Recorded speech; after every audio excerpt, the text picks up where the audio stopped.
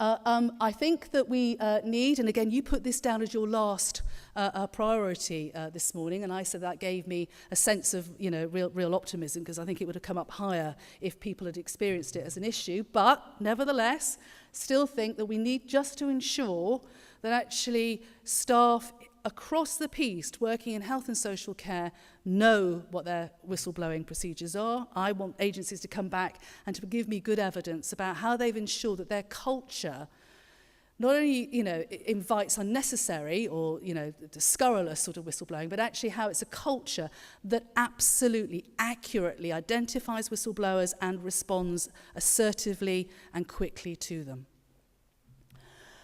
I think that there's something around development of train the trainers around local providers. And actually, a gentleman came up to me after the first coffee today to say, I work for an agency, I think we've got some really good practice. What's happening around provider forums here in Surrey? Well, this is a different way of presenting that. There will be exemplars of best practice. And actually what we do need to ensure, regardless of sector, is that there are provider forums where best practice is explained, and best practice is celebrated, but best practice can systematically be spread.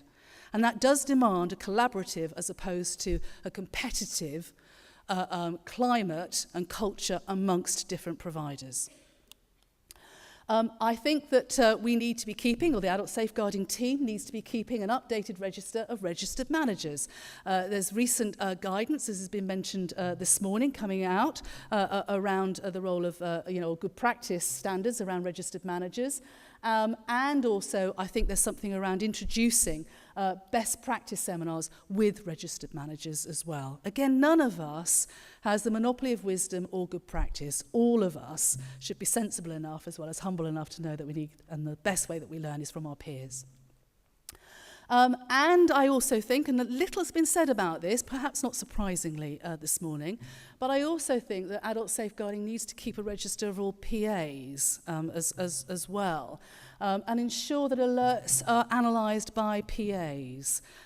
We need to ensure that PAs get the support, the training, the development that they need so that they know what best practice looks like, and they are able themselves as PAs to identify safeguarding issues posed to those people that they are employed by the user to help support and basically get a good quality, help to get a good quality of life.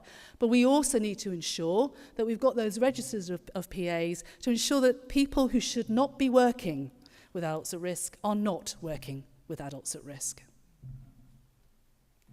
And then finally, engage. The most important for me, and clearly, colleagues, the most important for you as well.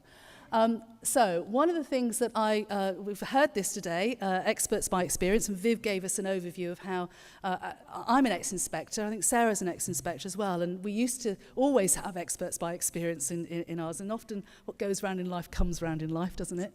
But actually, I do think there's something about us as a board not waiting for regulators to do it, but actually under sector-led reform type principles, ensure that what we're getting is developing, training, supporting, perhaps employing experts by experience to undertake, maybe with others, unannounced, because I'm a very, very keen advocate of unannounced reviews of adult safeguarding going into providers. Now that will require a concordat locally for services to, be open to do that.